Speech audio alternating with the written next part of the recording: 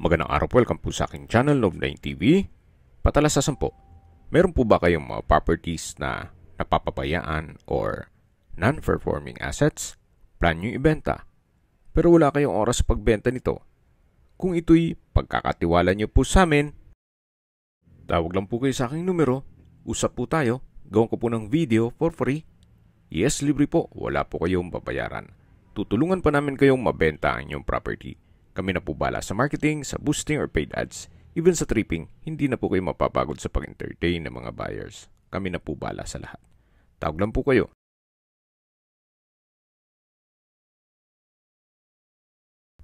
Nandito po tayo ngayon sa isang exclusive subdivision dito sa Antipolo City.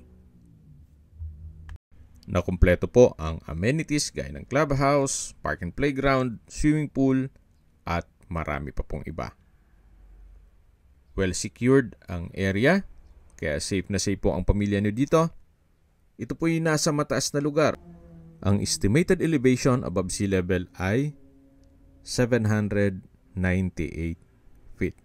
Kaya meron po itong overlooking ng Ortigas o Metro Manila. May lot area po ito na 264 square meters at may floor area na 500 square meters more or less. Ito po'y titulado, buhay po ang may-ari, kaya wala po kayong maging problema sa documentation o sa transfer ng title. May 7 bedrooms, may theater room, at overlooking view. Yan po yung waterfalls at fish pond. May concrete fence na rin po buong property. At tunghayan nyo po itong pasad. Ito po yung modern design at owner's built. Kaya hindi po tinipid. Dream house po ito ni owner kaso may pagbabago lang sa kanilang plano. Kaya ibebenta na lang po nila ito. Gawa ng nasa Australia po sila. Ito pong covered carport ay naka-polycarbonate roofing. Nandito na po tayo sa main door. Ito po yung naka-smart lock at solid wood door. Welcome po dito sa bahay ni Ma'am at Sir. Tungkol po sa mga kagamitan, yung mga built-in for sure kasama pero yung iba ay hindi po kasama. Nandito na po tayo sa formal kitchen. Meron pong breakfast nook at pendant lamp at high chair. Harapan lang po nito ay yung swimming pool. Mamaya check natin yan. Then sa dulo yung dining area. Dito na po tayo sa formal kitchen. May built-in oven, microwave, induction cooker, range hood, at meron din pong nano-block na kitchen sink. Ito po yung breakfast nook na may drawer, then built-in cabinet. Dito po sa may countertop ay may malaking kitchen window.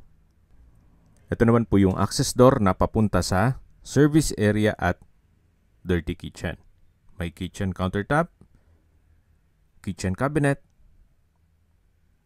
may glass wall and window. At ito po yung access door na papunta naman dito sa harapan ng bahay.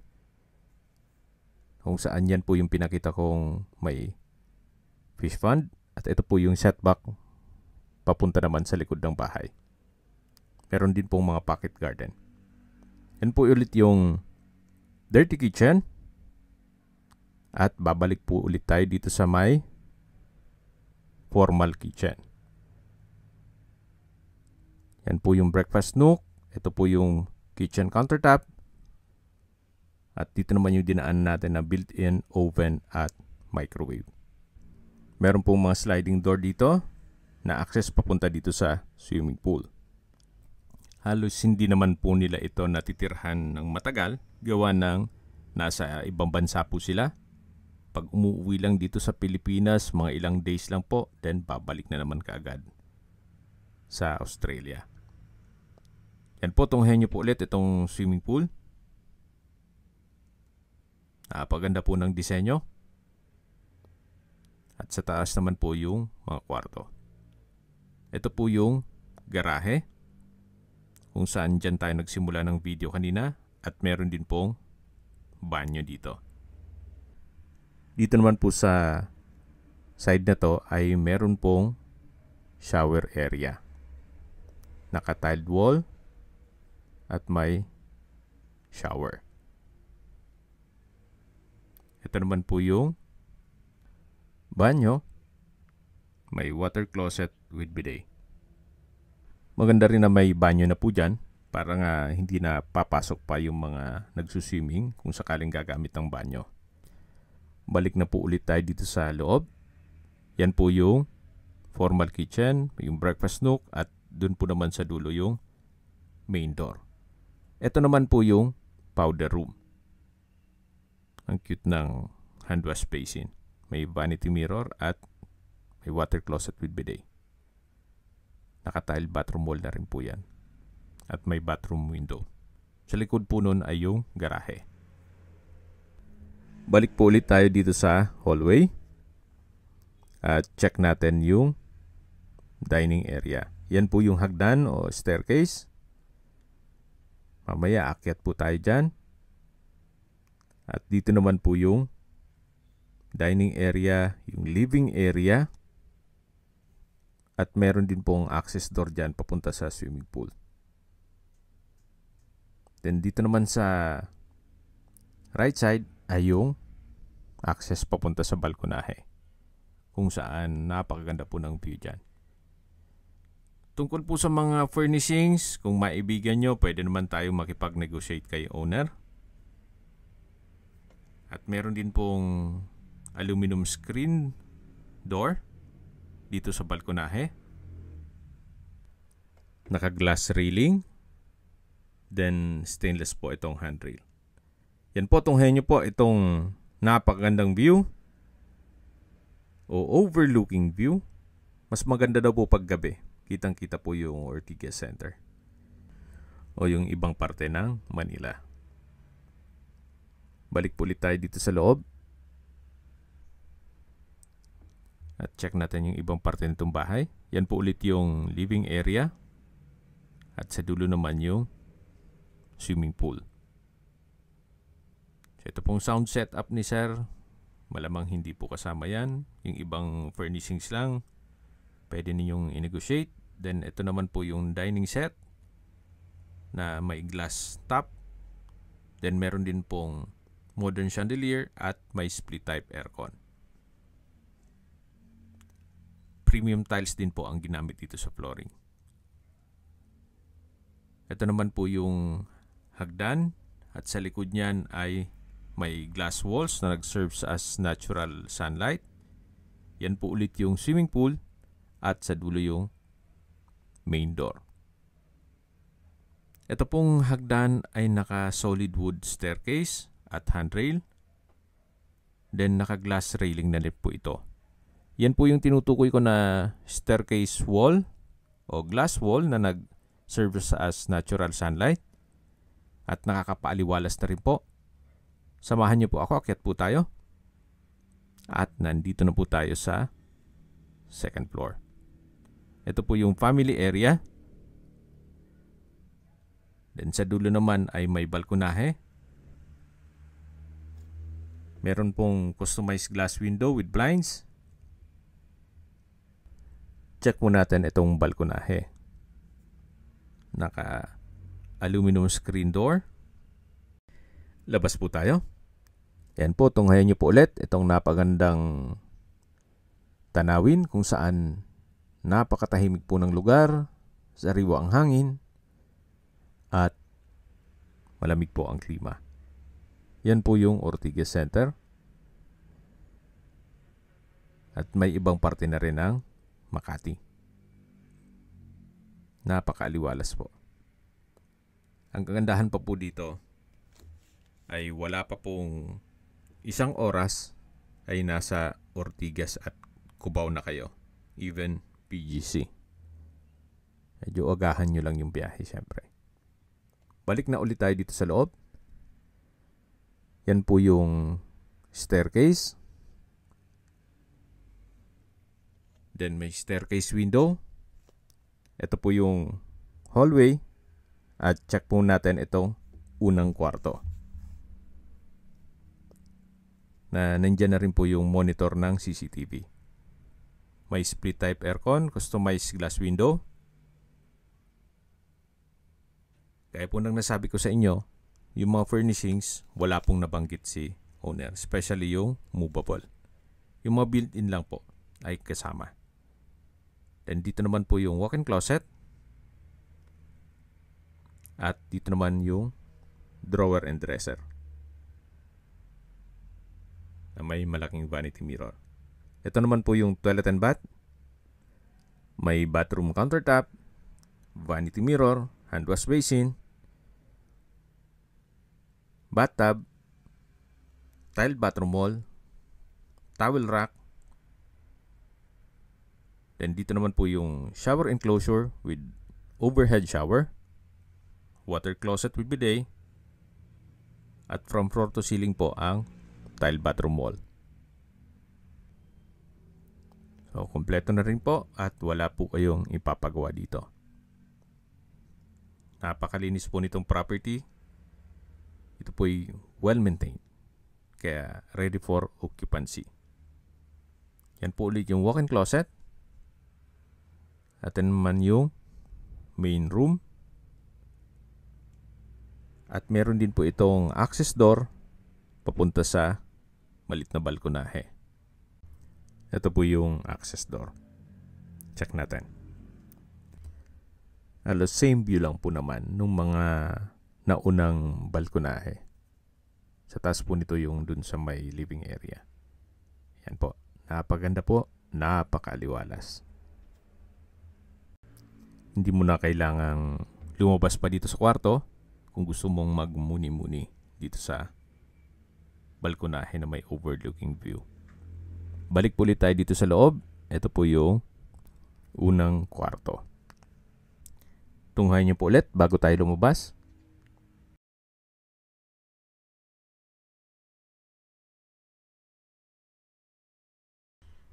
Okay, check na natin yung ibang kwarto. Ito po ulit yung hallway. Yan yung staircase. At meron pong modern chandelier. May blinds sa wall. At dito po naman ay may countertop na may stainless sink. May coffee maker. At kung magkakape po kayo late at night, pwede pong magtimpla na dyan. Meron pong altar. At dito naman po yung glass wall and window na matatanaw naman yung swimming pool. Ito po yung hallway papunta sa mga kwarto.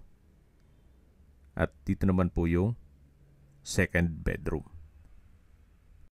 May ceiling fan, then split type aircon, glass window with blinds. At sa spasyo sakto lang. Hindi naman siya ganun kaliit at hindi naman ganun kalaki. Yan po yung second bedroom. Then lipat po tayo dito sa third bedroom. Naka solid wood door. Halos same size lang nung second bedroom. Same design. Meron pong wardrobe, ceiling fan, then split type aircon, at sliding glass window with blinds. Then next is fourth bedroom. Same design. Meron pong ceiling fan, split type aircon, sliding glass window with blinds. At kung malaking pamilya po kayo, pwede na po ito. At maraming kwarto. Ito po yung pang-apat o fourth bedroom. At may wardrobe na rin po. Dito naman po sa harapan ay may common toilet and bath. Kung saan meron pong bathroom countertop, vanity mirror, tiled bathroom wall, exhaust fan, water closet with bidet. Then meron pong wall-mounted towel holder, bathroom window, shower enclosure, hot shower set, at overhead shower. Ito po yung common toilet and bath. At yan naman po yung mga kwarto. At sa dulo naman yung master bedroom. Ito naman po yung access door na papunta sa balkonahe. Ito naman po yung nasa harapan ng bahay. At sa baba po nito yung garahe. At yan po ang inyong mga magiging kapitbahay. Balik po ulit tayo dito sa loob. Yan po yung hallway. Ito yung mga kwarto. Ito po yung glass wall. At mula dyan matatanaw ang swimming pool. At dito naman po yung staircase. Sa dulo naman yung family area na may access door papunta sa maliit na balkonahe. Habang pababa po tayo dito sa hagdan, ay pag-usapan na natin ang distance, location at travel time. Yan po pala yung modern chandelier. Mula po sa United Antipolo Specialist Hospital, ang distance is 6.6 kilometers at ang travel time is 10 minutes. Yan po yung laging binabanggit sa inyo na dapat nyo i-consider sa paghanap ng property, yung meron pong malapit na hospital. Hindi ko naman po sinasabing sakitin kayo. Yan naman po for emergency purpose lang naman. At mula naman po sa Masinag Public Market at SM Supermarket at Metro Antipolo Hospital, ang distance is 8.9 kilometers at ang travel time is 30 minutes. Mula naman po sa Cubao, ang distance is 20.6 kilometers at ang travel time is 53 minutes. Mula naman po sa Ortigas Center, ang distance is 20.6 kilometers at ang travel time is 53 minutes. Mula naman po sa BGC, ang distance is 24 kilometers at ang travel time is 1 hour and 4 minutes. Kung magagaling naman po sa airport o Pasay, ang distance is 31.1 kilometers at ang travel time is 1 hour and 15 minutes. Nandito na po tayo sa lower part ng bahay o basement na meron pong theater room. Check po natin. Ito yung naka-solid wood. Meron pong split type aircon. Then ito pong setup dito ay hindi po kasama. Unless na makipag-negotiate kayo kay owner. Or kung hindi naman ninyo gusto tong theater room, maganda rin gawing another room. Yan naman po kung talagang malaking pamilya kayo. Magiging pang 5 kwarto po yan. At labas po ulit tayo. Balik po ulit dito sa hallway. At dito naman po ay mayroon pong maliit na kwarto. At dito naman po ay another room na pwede pong gawing guest room. Naka-solid wood door at malaki naman ang espasyo nito. May double deck, then may split type aircon. May glass window with blinds. Naka-tile flooring. At sa espasyo, malaki naman po siya.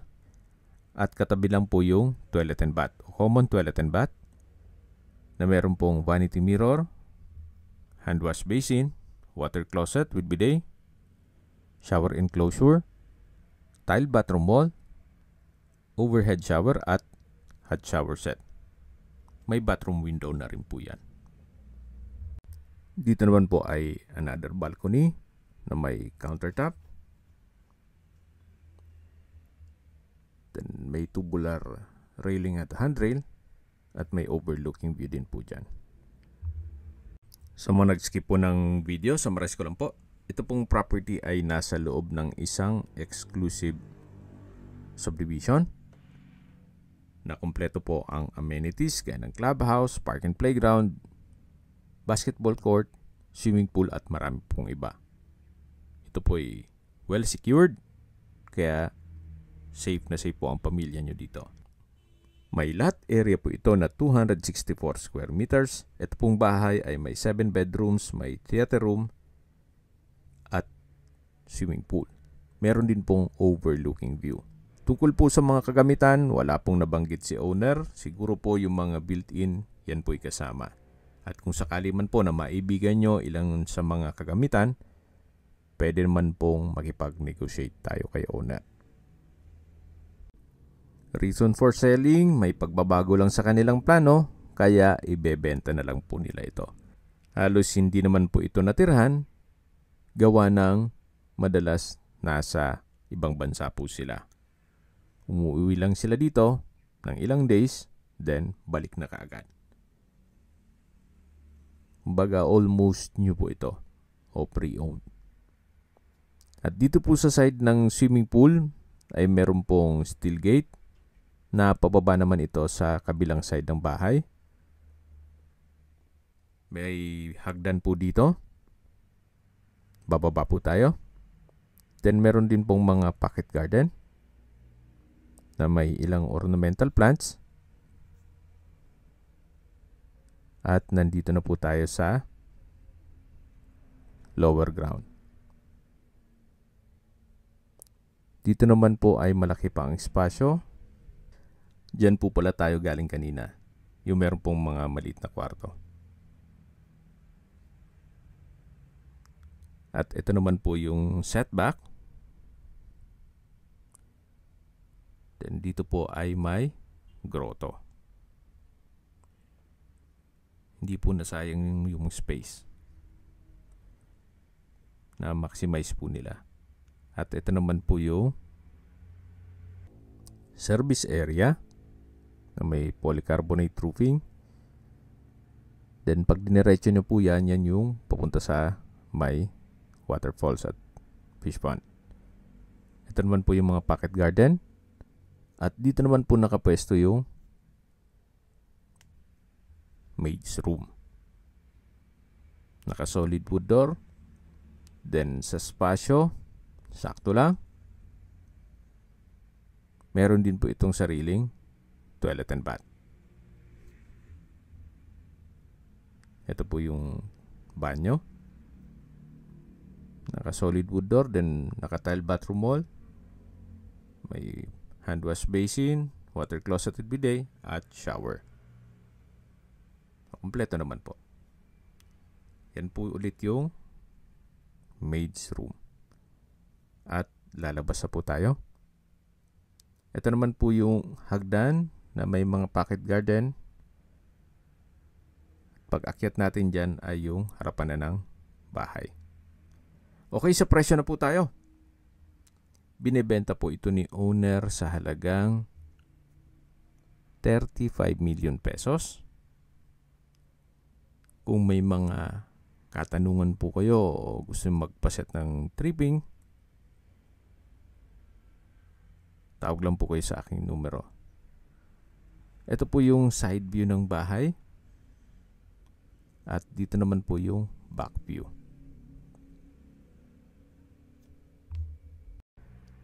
Sa mga kababayan naman natin nasa ibang bansa, meron po akong WhatsApp, Viber at Telegram. Same number lang po, 0917-316-3399.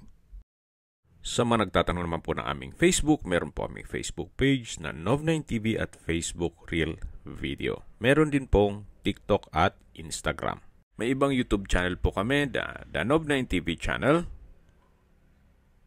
Nov9TV Listings, Nov9TV On The Spot, Nov9TV Updates, at Nov9TV House Rental.